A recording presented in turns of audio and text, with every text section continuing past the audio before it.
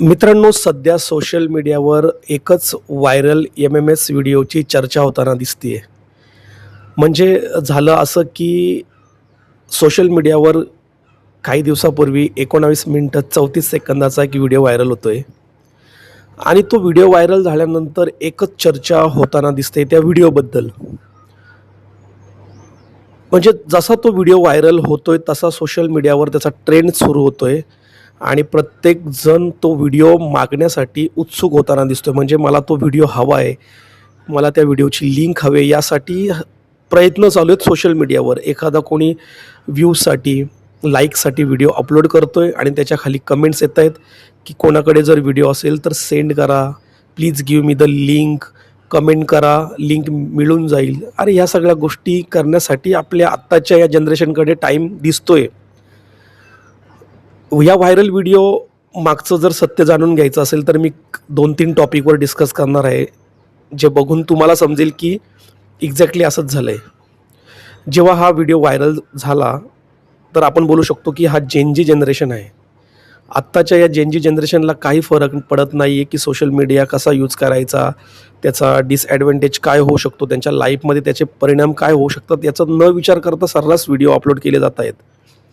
या viral video एम-एम-एसमध्ये जी 2 मुलं दिसत आहेत ती एकदम अडल्ट आहेत आणि त्या व्हिडिओमध्ये जर तुम्ही बघितलं असेल तर त्या फिजिकल मोमेंट्स, त्यांच्यामध्ये ज्या गोष्टी झाल्या त्या गोष्टी करण्यापेक्षा त्या मुलीला जास्त इंटरेस्ट होता की मोबाईल कुठे ठेवला आहे, व्हिडिओ नीट शूट होतोय की नाही, अँगल नीट येतोय की नाही, किंवा आम्ही ज्या बेडवर आहोत तो फ्रेम मोबाईलमध्ये व्यवस्थित कॅप्चर होतो की नाही, या सगळ्या गोष्टी ती बघताना त्या व्हिडिओमध्ये दिसतंय. म्हणजे तिला जास्त इंटरेस्ट आहे की व्हिडिओ व्यवस्थित शूट होतोय की नाही.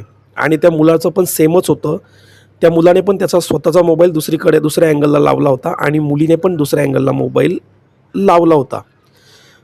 तर याच्यामध्ये क्लिअर कट असं समजतंय की त्या दोन्ही मुलांनी जो तो व्हिडिओ शूट केला आहे दोघांच्या फिजिकल इंटिमेसीचा, तो स्वतःच्या मर्जीने केलेला आहे.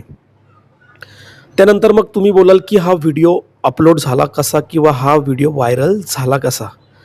तर जसं माहिती पडतंय त्यानुसार मी तुम्हाला सांगू शकतो की ह्या मुलीला तिच्या मैत्रिणीला दाखवायचं होतं की मी आणि माझा बॉयफ्रेंड बेडवर किती स्ट्रॉंग आहोत, या आमच्यामध्ये लव्ह अँगल किती स्ट्रॉंग आहे, किंवा ॲज अ कपल आम्ही किती चांगले आहोत, हे तिला तिच्या मैत्रिणीला दाखवायचं होतं. म्हणून तिचा तो अट्टहास होता आणि तो शूट करण्याचा जो तिचा प्रयत्न चालू होता त्या व्हायरल व्हिडिओ जर तुम्ही बघितला असेल तर तिला तिच्या फिमेल फ्रेंडला तो व्हिडिओ पाठवायचा होता आणि जेलस फील करवायचं होतं की आम्ही दोघं किती चांगले कपल आहोत आणि आम्ही किती चांगले दोघं जण रिलेशनशिपमध्ये आहोत, हे तिला तिच्या मैत्रिणीला दाखवायचं होतं जेलस फील करण्यासाठी. म्हणून तिने तो प्रयत्न केला आणि तिने तो व्हिडिओ शूट केला आणि तिने तो व्हिडिओ तिच्या मैत्रिणीला सेंड केला. आणि सेंड केल्यानंतर ती तिच्या मैत्रिणीला बोललीसुद्धा की माझा हा व्हिडिओ कोणाला व्हायरल करू नको, कोणाला पाठवू नको, फक्त तूच बघ. तिला जेलस करवायचं होतं. पण जेन-जी जनरेशन या गोष्टीमध्ये जर कमी पडेल तर, म्हणजे जेन-जी जनरेशन काय आहे की समोरचा व्यक्ती जर तिला बोलला, ती मुलगी बोलली की प्लीज हा व्हिडिओ कोणाला दाखवू नको, फक्त तिला त्या मैत्रिणीला दाखवायचा होता. पण ती मैत्रीणसुद्धा तिला काय वाटलं, तिला जेलस फील झालं या नाही झालं, तिने तो व्हिडिओ तिच्या मैत्रिणीला शेअर केला.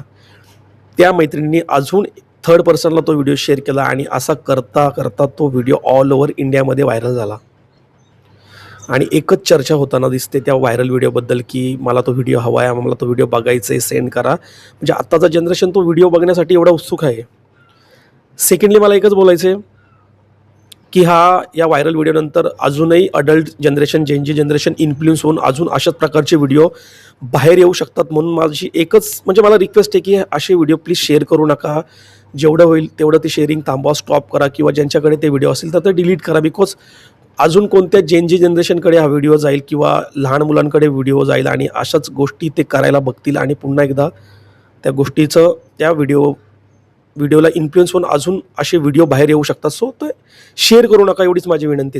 अजून थर्ड गोष्ट अशी आहे की तो व्हिडिओ जर अशा मानसिक ज्याची माइंडसेट खराब पद्धतीचं आहे अशा लोकांकडे किंवा अशा माणसाकडे जर तो व्हिडिओ गेला तर तो व्हिडिओ बघून अजूनही कोणत्या लहान मुलीच्या बाबतीतसुद्धा अशा गोष्टी घडू शकतात. किंवा लहान मुली त्या व्हिडिओ बघून लहान मुलीची शिकार होऊ शकते किंवा असे मानसिक रोगी आहेत असं बोलू शकतो आपण. म्हणून तो व्हिडिओ जास्तीत जास्त तुम्ही तो डिलीट केला तरी डिलीटच केलं तर बरं होईल. बिकॉज तो व्हिडिओ व्हायरल करू नका, बिकॉज त्याचे रेप्युटेशन खूप खराब होऊ शकतात. म्हणजे म्हणून माझी एकच विनंती की स्टॉप दिस व्हिडिओ, शेअर करू नका. जिथे असेल तो व्हिडिओ डिलीट करा, बस एवढंच म्हणणं होतं. आणि ह्या ज्या काही गोष्टी आहेत त्या मुलांनी, ह्या चुकीच्या गोष्टी त्यांच्याकडून ज्या झालेल्या आहेत त्या आता बदलू तर नाही शकत, पण असं चुकीचं आहे. तुम्ही तुमच्या फिजिकल इंटिमेसीचे व्हिडिओ असे रेकॉर्ड करू नाही शकत, किंवा तुम्ही तुमच्या पार्टनरला तेवढं अवेलेबल करू नका की त्याने तुमचा व्हिडिओ शूट केला पाहिजे. Because it's a private moment आणि त्या तुम्ही सर्रास कॅप्चर करतायत आणि सर्रास व्हायरलसुद्धा होत आहेत तुमच्याकडनं. सो त्या चुकीच्या गोष्टी आहेत. फिजिकल इंटिमेसी आपण कशाला बोलतो की जे प्रायव्हेट गोष्टी असतात त्यात शेअर करायलाच नाही पाहिजेत. जर त्यांनी त्या शेअर केल्यात तर मिस्टेक त्या दोन्ही मुलांची आहे. बट त्यांच्याकडे त्या गोष्टी झाल्यात, तर आता पुढची गोष्ट आपली आहे की आपण तो व्हिडिओ जास्त शेअर नाही करायला पाहिजे आणि ज्याच्याकडे असेल त्याने तो व्हिडिओ डिलीट करायला पाहिजे. एवढंच माझं म्हणणं आहे. तर काही लोकांचं असं म्हणणं आहे की तो व्हिडिओ डीप फेक आहे किंवा तो व्हिडिओ AI आहे. बट मी कन्फर्मली सांगू शकतो की तो व्हिडिओ AI नाही किंवा तो व्हिडिओ फेक नाही. तो ओरिजिनल व्हिडिओ आहे आणि तो ओरिजिनल व्हिडिओ त्या दोघांनी कॅप्चर केला आहे आणि त्या दोघांकडनंच तो व्हिडिओ व्हायरल झालेला आहे किंवा त्यांच्या चुकीमुळे तो व्हिडिओ व्हायरल झाला आहे. बट सोशल मीडियावर त्याच्यावर जोक्स बनत आहेत, मीम्स बनत आहेत की यार तो मुलगा किती काळा आहे आणि त्याला ती एवढी छान मुलगी कशी भेटली, त्या मुलाने तिला कसं केलं, तिच्यावर किती अत्याचार केला, काय काय केलं यार. म्हणजे त्याच्यावर कंटिन्युअसली फनी आणि मीम्स बनत आहेत. बट तुमच्या या फनी आणि मीम्स आणि जोक्सच्या नादामध्ये एखाद्याचं आयुष्य उद्ध्वस्त होऊ शकतो. अशी पण खबर आहे की त्या मुलीने सुसाईड केलेलं आहे वगैरे.